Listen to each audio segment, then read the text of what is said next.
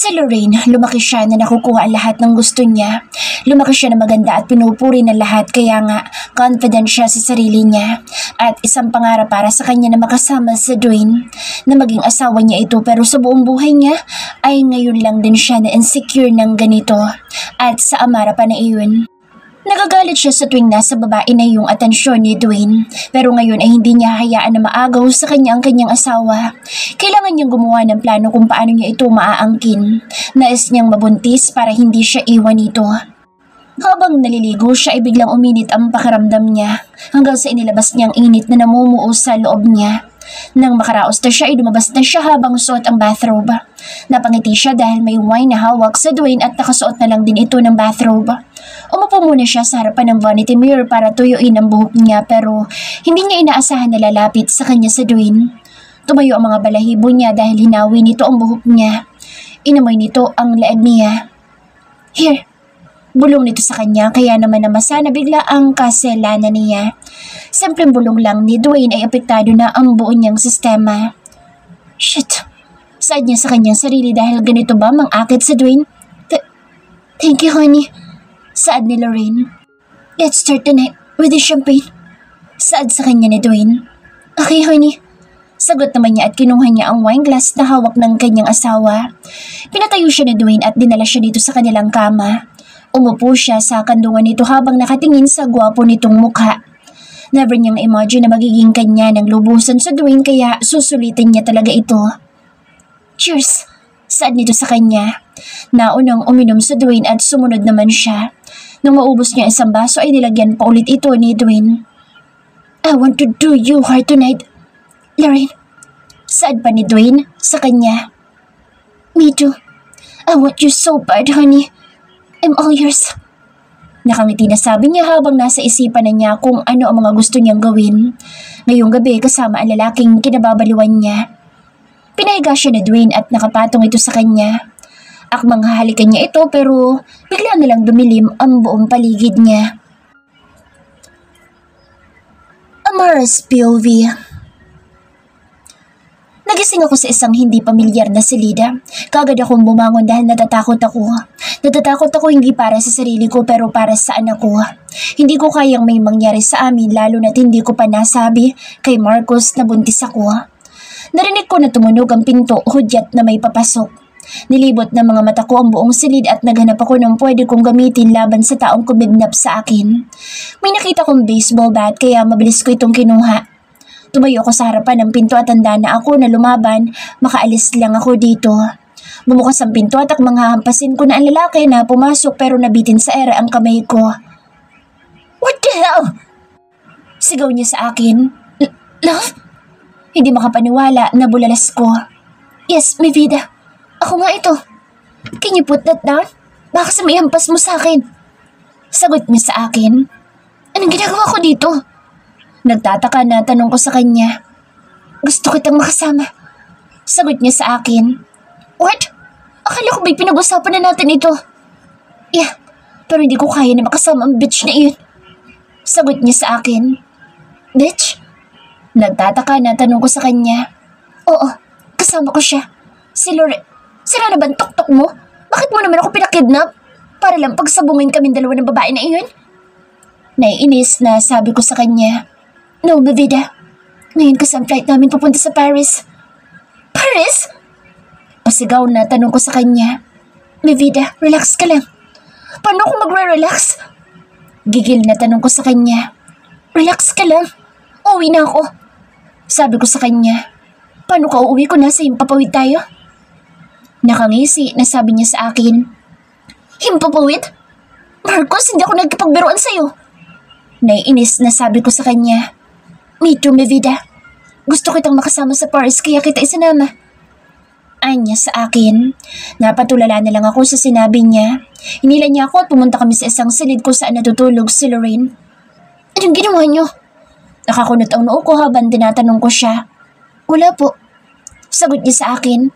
Wala? Bakit parang pagod siya? Tanong ko sa kanya. Pinatulog ko lang siya, mi vida. Gusto mo bang gumanti sa kanya? Tanong niya sa akin. Hindi na ako bata para gantihan siya. Sagot ko sa kanya na ikinatawa niya. Tumawa ka pa para gumising at para mahuli niya tayo. Naiinis na sabi ko sa kanya. Don't worry, dahil kahit na anong ingay pa ang gawin natin ay hindi yan magigising. Sagot niya sa akin at mabilis na hinapit ang dawang ko palapit sa kanya. Ikaw lang ang gusto kong angkinin at wala akong balak na galawin ng babae na iyan. Tayong dalawan dapat na mag-honeymoon sa Paris. Sabi niya sa akin at siniil ako ng halik sa labi na kaagad ko namang siniil. I love you, mi vida. And let's do it here. Ipapakita ko sa kanya kung sino ang mahal ko. Nakangisi na sabi niya sa akin. Love, tumigil ka nga. Baka bigla yung magising at mahuli pa niya tayo. Saad ko sa kanya. Hindi yan, mi vida. Trust me. Nakangisi na sabi niya sa akin. Binuhat niya ako at automatic naman pumulupot ang mga braso ko sa leeg niya. Nagkatinginan kaming dalawa hanggang sa naglapat ang mga labi namin. Napangiti ako dahil masaya ako na kasama ko siya kahit na sa ganitong paraan. Kahit na hindi magandang tingnan dahil nagmumukha talaga akong kabit. I miss you so much, mi vida. Sabi niya sa akin nang maghiwalay ang mga labi namin. 2 araw lang naman tayong hindi nagkita. Nakangiti na saad ko sa kanya. Para sa akin ay parang 1 taon na ang katumbas noon. Parang bata na nagtatampo na sabi niya kaya tumawa ako. Grabe ka naman po. Kaya susulitin ko talaga na kasama kita dito. Sabi niya sa akin. I love you, love. Nakangiti na sabi ko sa kanya. I love you so much, mi vida. Sabi niya at hinalikan niya ako ulit. Habang nakalapat ang mga labi namin ay naglakad siya papunta sa banyo.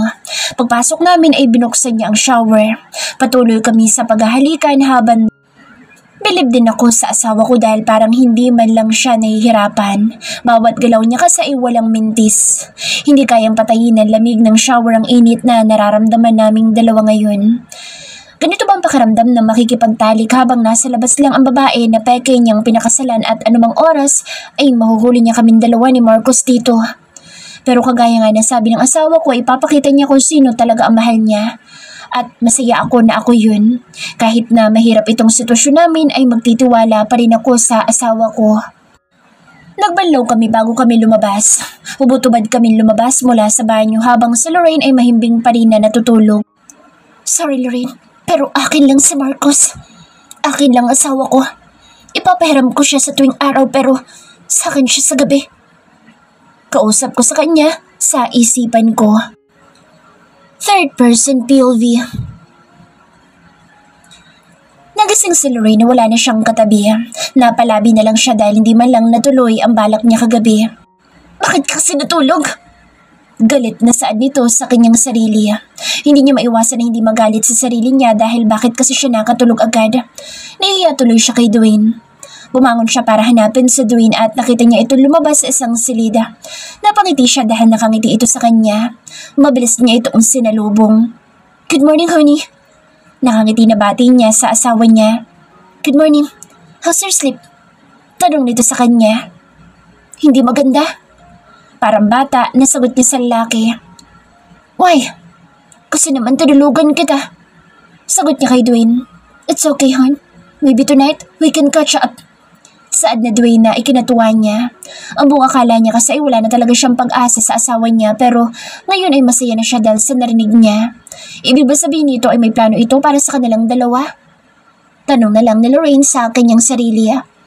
Mag-breakfast muna tayo bago pumunta sa hotel. Saad na Dwayne. Okay, honey. Shower muna ako. Gusto mo bang sumabay sa akin? Nakangiti na tanong niya sa lalaki. Mauna ka na. Ihahanda ko lang ang food natin. Okay. Masaya na saad ni Lorraine at pumasok na siya sa loob ng banyo para maligo. Nang mamadali naman lumabas si Dwayne para puntahan sa Amara at silang dalawa ang sabay na naligo. At hindi lang ligo ang ginawa nila kundi nag-quickie muna sila. Samantala'y palabas na si Lorraine sa silid nila. Mabuti na lang at nakalabas na si Dwayne sa silid ni Amara. Sabay na kumain ng breakfast ang dalawa. Ngayong araw ay balak nilang mamasyal pero kailangan muna nilang mag-check-in sa hotel. Wala man lang kaalam-alam si Lorraine na nasa kabilang hotel lang din si Amara.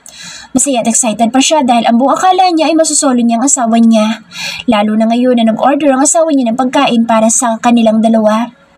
This is good, honey. Do you want to try it? Alok niya kay Dwayne nang kinakain niyang ice cream. No, honey. Okay na ako sa coffee ko. Sagot naman ni Dwayne. Okay po. Sagot niya at inubos ng ice cream na kinakain niya. Pagkatapos nilang kumain ay inayos na niya ang damit na isusuot niya pero ewan ba niya dahil bigla na lang siyang nakaramdam ng antok. Honey, pwede ba na mamayang gabi na lang tayo mamasyal? Inaantok kasi talaga ako. Tanong niya sa asawa niya. Sure honey, baka pagod ka lang sa biyahe. Saad naman ni Dwayne. Thank you honey. Sabi niya at tumiga na siya sa kama nila hanggang sa tangay na siya ng antok. Nakangiti naman si Dwayne habang nakatingin sa natutulog na si Lorraine. Mabilis siya nagpalit ng damit para lumabas. Wala siyang pakaalam kung magalit man sa kanya si Lorraine. Hindi niya hahayaan na maging masaya ito. Mabilis siya lumabas sa silid nila para puntahan si Amara. Para puntahan ang babaeng mahal niya. Amara's POV. Ang ganda ng gising ko dahil katabi ko ang asawa ko. Oo, asawa ko pa rin siya. Kailangan lang namin palabasin na hiwalay na kami para na din sa safety ko. Pinag-usapan naman namin ng maayos at sinabi na niya sa akin ang dahilan niya kaya pumayag ako. Good morning, mi vida. Nakangiti na bati niya sa akin. Good morning, love. Paos na bati ko sa kanya. Nawalan ako ng boses sa kakasigaw ko kagabi. Paano ba naman kasi hindi ako tinigilan ni Marcus? Ang sakit din ng katawan ko ngayon. Gustuhin ko man na uminom ng painkillers ay hindi naman pwede dahil nga sa buntis ako. Mi vida, labas na muna ako. Babalik din ako dito mamaya. Sabi niya sa akin at tinalikan niya ako sa labi. Okay po. Sagot ko sa kanya. Lumabas na siya at ilang sandali lang ay bumalik din ulit kaya ang ending sabay kaming naligo. Kahit na masakit ang katawan ko ay bumukaka pa rin naman ako sa asawa ko. Paano ko ba kasi tatanggihan kung siya yata ang pinaglilinghan ko? May maghahatid sa'yo sa hotel. Pupuntahan na lang kita mamaya sa room mo. Mamamasyal tayo ngayong araw. Nakangiti na sabi niya sa akin. Love, baka masobrahan si Lorraine ng tulog. Sabi ko sa kanya. Don't worry mi vida dahil last na to. Natatawa na sabi niya sa akin. So mamamasyal din kayo? Tanong ko sa kanya. Opo, bukas. Pero I promise you na wala kami ibang gagawin. I love you. Malambing na sabi niya sa akin. Hinalikan din niya ako sa labi kaya napangiti na lang ako. Okay po. Sagot ko sa kanya kahit na may kirot akong nararamdaman sa puso ko. Aaminin ko na nasasaktan ako pero naniniwala naman ako sa asawa ko. Konting tiis na lang at magiging okay din ang lahat sa amin. Ang kailangan ko lang ay maghintay at magtiwala sa kanya. Mahal na mahal ko si Marcus at kaya kong tiisin ang lahat para sa kanya. Ganun ko siya kamahal kahit na ang kapalit nito ay ang lihim kong pagluha. May sumundo sa akin dito at dinala ako sa isang hotel. Sabi sa akin na nasa kabila lang ang asawa ko kaya naman ay nag-ayos na ako ng sarili at hinintay ko ang asawa ko. Nang makapag-ayos na ay tumingin ako sa may glass wall at napangiti ako dahil sa ganda ng view. Siguro ay mas maganda dito lalo na kapag gabi. Sad ko sa sarili ko. Hindi ko na malaya na may pumasok sa loob ng silid ko. Nagulat na lang ako dahil may braso na pumulupod sa akin. Let's go. Bulong niya sa akin. Okay po. Sagot ko sa kanya. Hawak kamay kami lumabas sa hotel room namin. Nagsimula kami sa pamamasyal at talagang masasabi ko na masaya ako. Na ito ang pinakamasayang araw para sa akin. Akala ko ang isla ang isa sa pinakamasaya naming alaala pero ito pala. Dito pala ang pinakamasaya. Nawili kami sa pamamasyal kaya inabot na kami ng gabi. I promise na ikaw lang, mi vida. Wala nang iba kundi ikaw lang. Te amo, Amara. Malambing na sabi niya habang nakatingin kami sa Eiffel Tower. Mahal din kita, Marcus. And thank you. Thank you for choosing me. Alam ko na hindi ako nararapat sa iyo. Alam ko na wala akong ipagmamalaki sa iyo. Hindi man maganda ang naging simula natin pero alam ko na magiging maganda ang wakas natin. Naiiyak na sabi ko sa kanya. Just give me more time, mi vida. Aayusin ko ito. Sabi niya sa akin at pinupunasan niya ang luha ko. Love, may sasabihin sana ako sa'yo. Sabi ko sa kanya. What is it, mi vida? You're what, mi vida? Tanong niya sa akin at tinihintay niya ang sasabihin ko. Napalunok ako dahil kinakabahan talaga ako. Parang nalunok ko ang dila ko. Hindi ko alam kung sasabihin ko ba sa kanya. Natatakot kasi ako sa magiging reaksyon niya. Nilamig ang mga kamay ko sa kaba. Mi vida, ano sasabihin mo sa akin? Malumanay na tanong niya sa akin. I'm pregnant. Nakapikit na sabi ko. Mahabang katahimikan ang dumaan sa amin dalawa. Nang idilat ko ang mga mata ko ay nakatingin lang siya sa akin. Hindi ko alam kung ano ang meron sa mga mata niya kaya napalunok ako dahil bigla akong natakot. Sobrang lakas ng pintig ng puso ko. "You're what?" Tanong niya sa akin. "I'm pregnant." Parang naiiyak na sagot ko sa kanya hanggang sa hindi ko na napigilan ang mga luha ko. Nag-unahan na silang bumagsak sa mga mata ko. "Pregnant?" "Yes, I'm pregnant. At kung hindi mo siya kayang tanggapin ay okay lang." Biglang sabi ko sa kanya. "At bakit ko naman yun gagawin?" He asked me while rubbing his eyebrows using his finger. "Huh? Bakit ko naman siya itatakoy?" "Yes, magiging daddy na ako." Bigla na lang siyang sumigaw kaya nawala ang lahat ng pangamba sa puso ko. Ang ganda ng ngiti niya na parabang ang saya-saya niya. "Hindi ka galit?" Wala sa sarili na tanong ko sa kanya. "Bakit naman ako magagalit?" Tanong din niya sa akin. "Kasi di ba ayaw mo akong mabuntis?" Sagot ko sa kanya. "No, mi vida. Gusto ko. Gusto ko. To tell you the truth, hindi naman birth control shot ang binigay ko sa'yo kundi flu vaccine." Nakangisi na sagot niya sa akin. "What?" Hindi naman ako makapaniwala sa narinig ko mula sa kanya. "Hindi mo alam kung gaano ko kagusto na buntisin ka na para hindi mo ako iwan." Nakangiti na saad niya sa akin. "Ibig bang sabihin ay masaya ka?" Tanong ko sa kanya. "Of course! Ako ang pinakamasayang tao sa mundo. Mahal na mahal kita." Malambing na sabi niya sa akin at tinalikan niya ako sa labi. Hindi ko mapigilan ang mga luha ko. Sobrang nasaktan ako noon pero ngayon ay marami akong nadidiskubre sa kanya. At nais ko pang alamin ang lahat. Nais kong mabigyan ng sagot ang lahat ng mga tanong ko noon. "Don't cry. Baka umiiyak din ang anak natin." Sabi niya sa akin kaya lalo naman akong umiyak. Umiiyak ako hindi sa kalungkutan kundi sa kasiyahan. Takot ako na malaman niyang buntis ako pero hindi ko akalain na magiging ganito magiging reaksyon niya. At ibang saya ang hatid sa puso ko nang marinig ko na tinawag niya itong anak namin. "I love you so much." "Thank you, love. Kala ko hindi mo matatanggap ang anak natin pero masaya ako kasi mahal mo din siya." "I love you both. Let's go na. We need to celebrate." Nakangiti na sabi niya sa akin. "Can we take a picture first?" Tanong ko sa kanya. "Of course, mi vida. This is our first trip at marami pa tayong trips na pupuntahan." Nakangiti na sabi niya sa akin. "Basta ikaw kasama ko ay walang problema sa akin. Sasama ko sa'yo kahit saan." Sabi ko sa kanya. We took a pictures bago kami pumunta sa sikat na restaurant. Alam ko na malaki ang ginastos niya pero gusto raw niya na maging memorable ang first date namin. We make it as our first date, lalo na ngayon na buntis na ako. After our dinner ay bumalik na kami sa hotel at katabi ko siyang natulog. Sa totoo lang ay nag-aalala na ako kay Lorraine dahil palagi niya na lang itong pinapatulog. Kinabukasan ay nagpaalam siya sa akin na sasamahan lang niya si Lorraine at nangako siya na wala siyang gagawin na masama. At pinayagan ko naman siya dahil malaking tiwala ko sa kanya. Third person POV. "Honey, what's happening to you? Bakit palagi ka nalang tulog? Hindi tuloy tayo nakaalis kahapon." Tanong ni Dwayne kay Lorraine. "I don't know, honey. Baka pagod lang ako sa biyahe. Sana today matuloy na tayo. Ayoko masayang na naman ang isang araw na hindi kita kasama." Saad pa nito sa lalaki. "Ikaw lang naman ang hinihintay ko, honey." Kunwari ay sabi ni Dwayne. "Let's go na. I need some coffee para naman magising ako."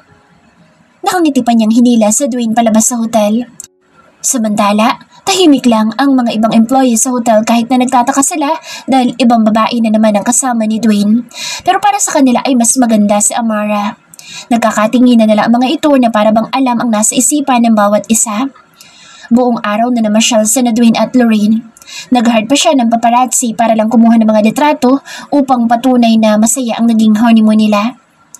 "Thank you, honey. I'm super happy right now. I'm happy na ikaw kasama ko. I love you, honey." Malambing na sabi niya sa lalaki. "Me too. And I love you." Saad din ni Dwayne. Gabi na silang nakabalik sa hotel para kunin ang mga gamit nila at hindi ito alam ni Lorraine. Wala na ring Amara sa hotel dahil nandoon na siya sa private jet ni Dwayne. "Honey, Kailangan ba talaga natin bumalik na sa Philippines? Kasi naman, nagsisimula pa lang ang honeymoon natin pero uwi na tayo. Hindi pa nga tayo nag-sex. Saan dito sa kanya? Marami pang next time, honey. I have an emergency sa work kaya kailangan na natin bumalik. I'm so sorry, honey. Okay, but we can do the quickie here? Direktang tanong niya sa asawa niya. Simple na lang. Nakangiti na sabi ni Dwayne at nauna na siyang lumabas. Damn that woman! Inis na bulalas niya habang nasa labas ng hotel room. Mabilis namang sumunod si Lorraine sa kanyang asawa at naging tahimik ang biyahe nila papunta sa private jet ni Dwayne. Pagpasok nila ay nakahain na ang mga pagkain. May kasama na silang isang babae na nakasuot ng face mask. Ito ang nag-ayos ng mesa nila. Habang kumakain sila ay nakatuon lang ang atensyon ni Dwayne sa babae.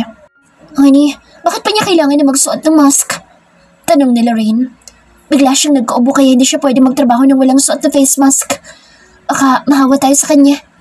Sagot ni Dwayne at pasimple niyang hinawakan ang kamay ni Amara dahil nakatayo ito sa tabi niya. Bakit hindi na lang siya pinalitan? Sayang na ibabayad mo sa kanya. Let's not talk about her. Can you stay away from my husband? Masyado ka malapit sa kanya.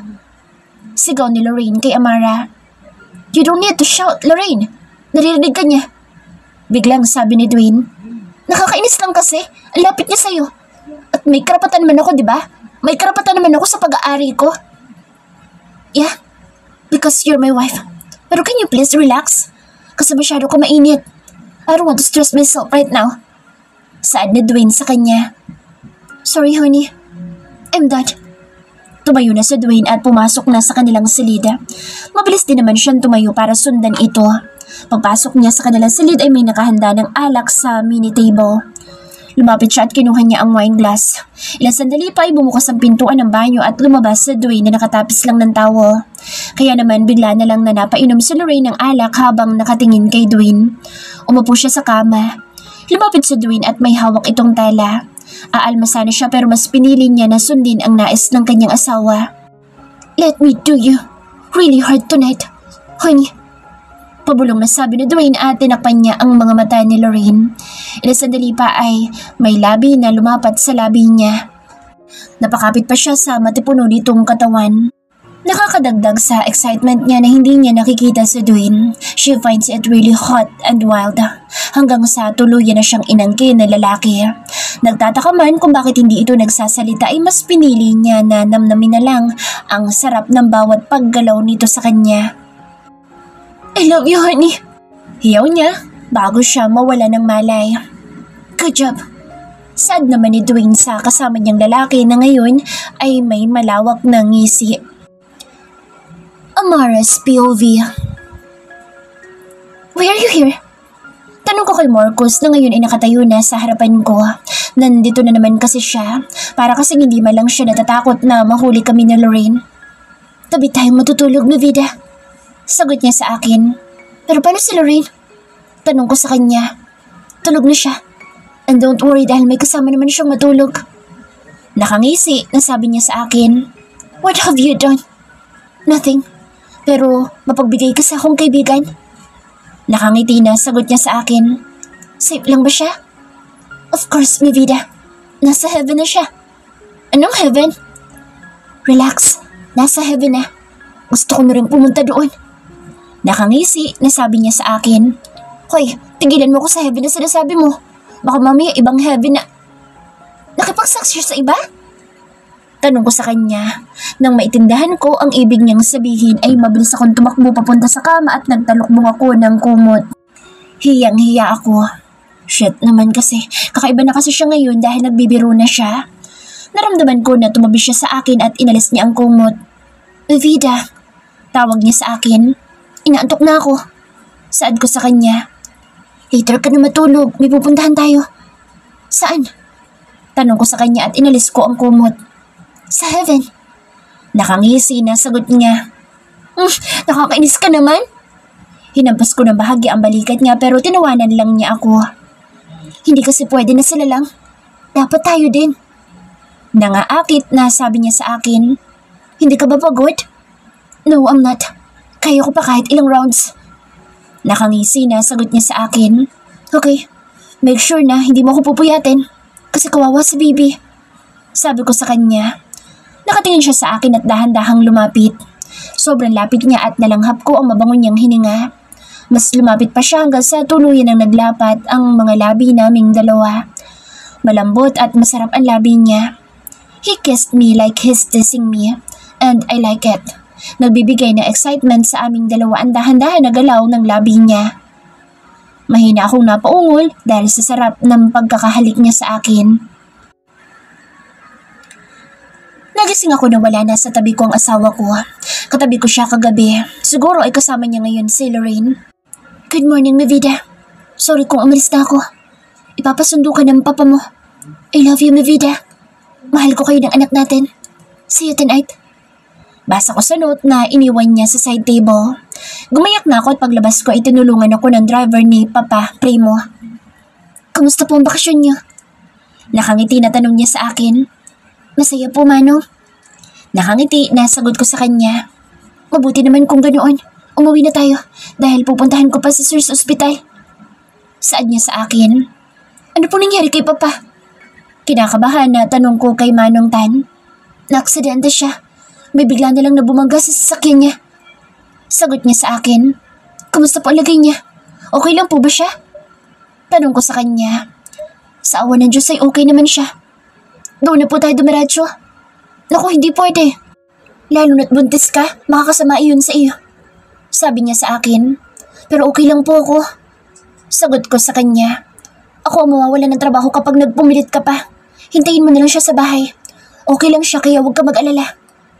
Nakangiti na sabi niya sa akin. Hindi na ako nagpumilit pa at hinayaan ko na lang siya na iuwi na ako sa bahay. Umalis din siya kaagad dahil kailangan niyang puntahan si Papa. At nakahinga naman ako ng maluwag dahil maayos na ang kalagayan ni Papa. At ngayon nga ay magkasalo kami sa hapagkainan. Anak, may pupuntahan tayong party mamayang gabi. Nakangiti na sabi sa akin ni Papa. Kailangan po ba na sumama ako? Of course, nandoon rin ang asawa mo. Nakangiti na sagot niya sa akin. Okay po, Papa. Sagot ko sa kanya. Siguro ay itong ibig sabihin ni Marcos sa note niya.